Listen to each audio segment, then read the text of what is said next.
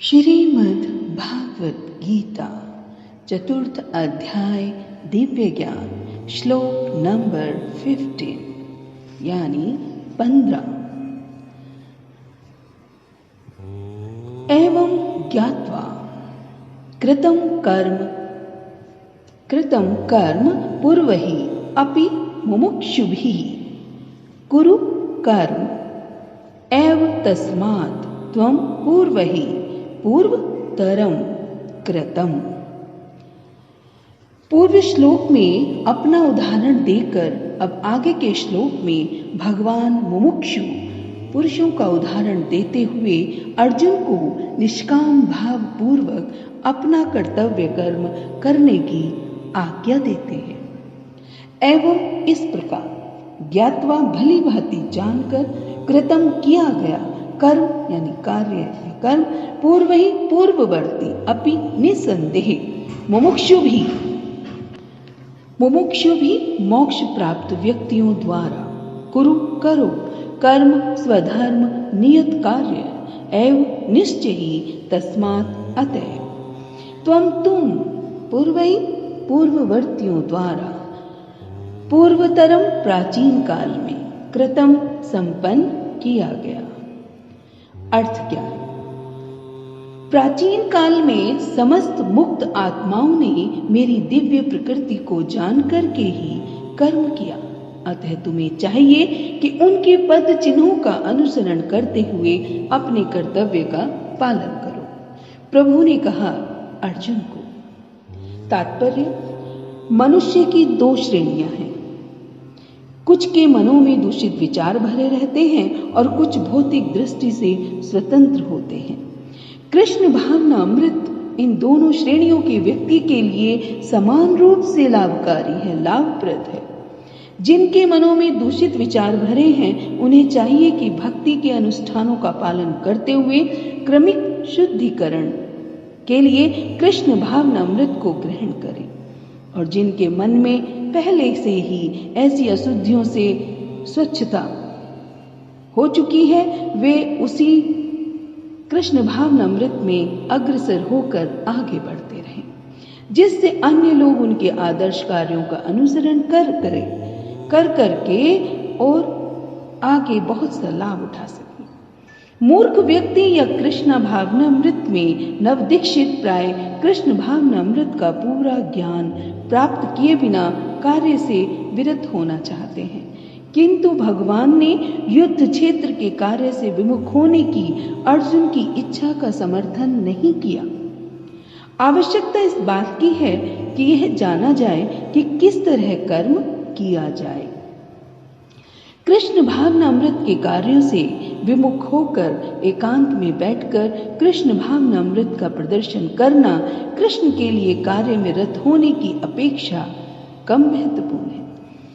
यहाँ पर अर्जुन को सलाह दी जा रही है कि वह भगवान के अन्य पूर्व शिष्यों यथा सूर्यदेव विवस्वान के पद चिन्हों का अनुसरण करते हुए कृष्ण भावना अमृत में कार्य करें। अतः वे उसे सूर्यदेव के कार्यों को संपन्न करने के लिए आदेश देते हैं, जिसे सूर्यदेव ने उनसे लाखों वर्ष पूर्व सीखा था। यहाँ पर भगवान कृष्ण के ऐसे सारे शिष्यों का उल्लेख पूर्ववर्ती मुक्त पुरुषों के रूप में हुआ है, जो कृष्ण द्वारा नियत कर्मों को संपन्न करने में लगे हुए थे। All the liberated souls in ancient times acted with this understanding of my transcendental nature. Therefore, you should perform your duty, following in their footsteps. Purpose. There are two classes of men. Some of them are full of polluted material things within their heart जो हमारा दिल है, and some of them are materially free. Krishna consciousness is equally beneficial for both of these persons. Those who are full of dirty things can take to the life of Krishna consciousness for a gradual cleansing process, following the regulative principles of devotional service.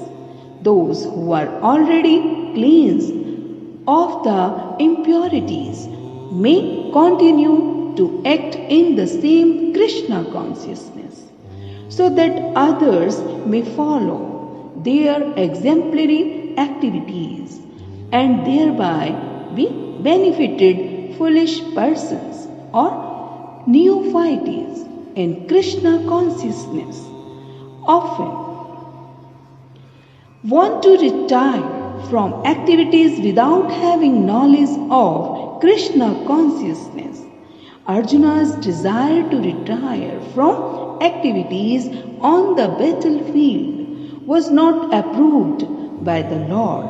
One need only know how to act to retire from the activities of Krishna consciousness, and to sit aloof, making a show of Krishna consciousness, is less important than actually engaging in the field of activities for the sake of Krishna.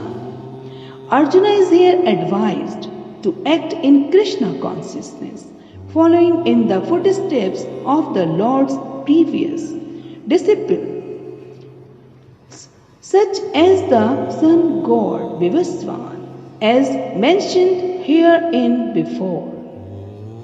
The Supreme Lord knows all his past activities as well as those of persons who acted in Krishna consciousness in the past. Therefore, he recommends the acts of sun god, who learned this art from the Lord some millions of years before. All such students of Lord Krishna are mentioned here as past liberated persons, engaged in the discharge of duties allotted by